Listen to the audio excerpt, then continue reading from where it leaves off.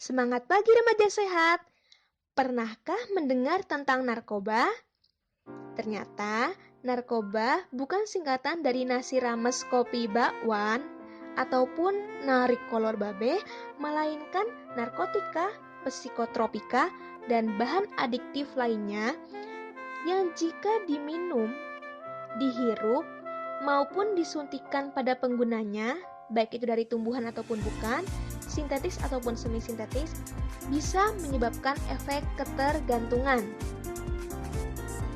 Awalnya narkoba dikenal pertama kali oleh bangsa Sumeria dari tumbuhan opium atau candu, dan mereka menyebut dengan fulgil atau tumbuhan yang menggembirakan.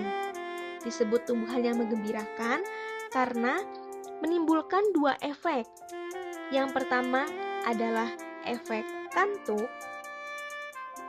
dan yang kedua adalah efek meredakan nyeri atau sebagai pereda nyeri. Oleh karena dua sifatnya itulah, narkoba digunakan dalam dunia pengobatan, medis, terutama pembedahan untuk pembiusan pasien yang akan operasi. Bahkan tahun 330 sebelum Masehi, bangsa India dan Persia menggunakan candu untuk jamuan makanan dengan tujuan relaksasi agar tamu-tamunya menjadi lebih rileks. Namun sayangnya narkoba saat ini banyak disalahgunakan, terutama di kalangan remaja.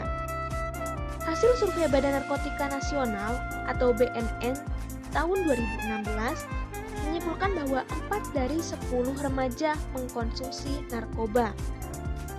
Narkoba yang paling banyak dikonsumsi dan pertama kali digunakan adalah ganja dan menghirup lem karena harganya yang murah. Penyebab utama tidak lain adalah pengaruh teman sebaya sehingga penasaran, coba-coba, dan konsumsinya bersamaan dengan hisapan rokok. Padahal dari segi kesehatan, narkoba memberikan dampak bagi kinerja otak dan saraf pusat karena depresan, stimulan, dan halusinogen sebagai 3 metode kerjanya.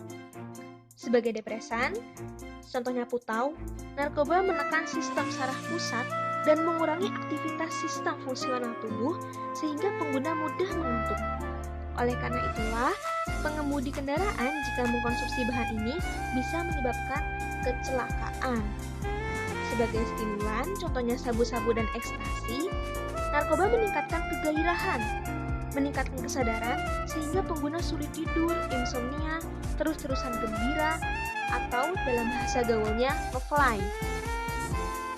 Terakhir, sebagai halusinogen, contohnya ganja, narkoba menyebabkan khayalan, rasa bingung, linglung, bahkan bisa mengakibatkan bunuh diri karena halusinasinya. Dampak lain dari narkoba, contohnya perubahan sikap dan perilaku. Menjadi lebih arogan, emosional, dan temperamental. Sedangkan dampak ekonomi tentunya menghabiskan banyak uang. Kabarnya, harga narkoba bisa mencapai ratusan ribu bahkan jutaan rupiah. Yang tentunya bagi anak kos bisa membeli cilok segerobak atau Indomie 1 kardus untuk stok 1 bulan. Selanjutnya gangguan hormon rasa senang yaitu dopamin dan endorfin. Misal seorang remaja, sebut saja Mawar, mengkonsumsi narkoba 0,1 gram.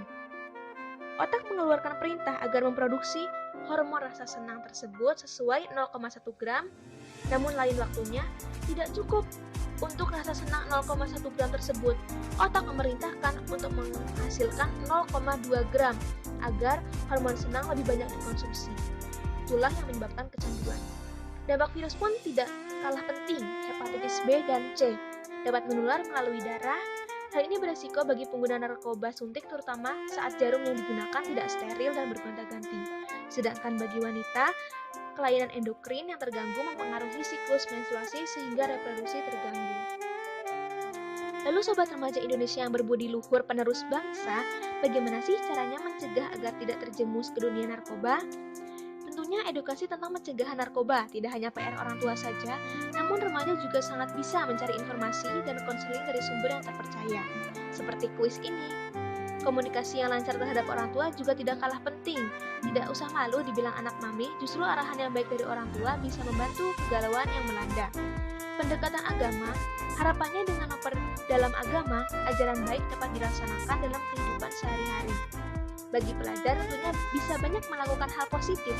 Selagi masih muda, bagi yang hobi banget belajar nih, boleh nih pergi ke perpustakaan, membaca satu rak buku sehari, atau bagi yang hobi bermusik, sangat bagus untuk melampiaskan emosi agar tidak galau. Yang suka olahraga bisa nih jadi kapten basket, siapa tahu banyak cewek yang terpesona. Nah, tentunya jangan sia-siakan masa muda dan duit masa muda hanya untuk rokok dan narkoba. Dekatkan pada si dia sang pencipta, dia orang tua kita, dia si dia beneran, atau dia siapapun versi masing-masing. Karena aku remaja sehat.